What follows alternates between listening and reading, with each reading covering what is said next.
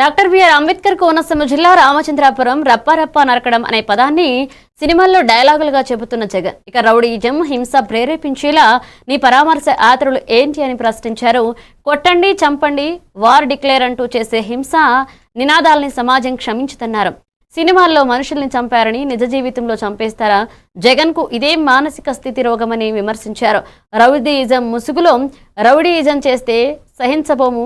పుష్ప సినిమాలో మనుషుల్ని చంపారని నిజ జీవితంలోనూ చంపేస్తారా అని ప్రశ్నించారు. జగన్ కు ఇలాంటి మానసిక స్థితి ఏమిటని ఆగ్రహాన్ని వ్యక్తం చేశారు. మిత్రులందరికీ నమస్కారం. అందరికీ ముందుగా అంతర్జాతీయ యోగా దినోత్సవ శుభాకాంక్షలు. మరి ఈరోజు ఆంధ్ర వాళ్ళందరూ కూడా తల ఎత్తుకునే విధంగా మొత్తం ప్రపంచం అంతా కూడా ఈ ఆంధ్ర రాష్ట్రం వైపు చూసే విధంగా 3 లక్షల మంది దాటి ఈరోజు యోగాలో పాల్గొనడం, Guinness book of world records లోకి ఎక్కడం శుభపరిణామం. స్వయంగా నరేంద్ర మోడీ గారే చెప్పారు, ప్రపంచం అంతా కూడా ఆంధ్ర రాష్ట్రం వైపు చూసిందని.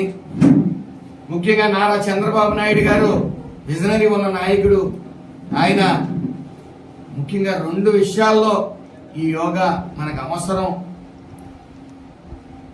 అని చెప్పి ఆయన ఆలోచించి మరి ముందుకు వచ్చారు. ముఖ్యంగా అందరి దినచర్యలో భాగంగా ఈ యోగా అనేది ఉండాలి.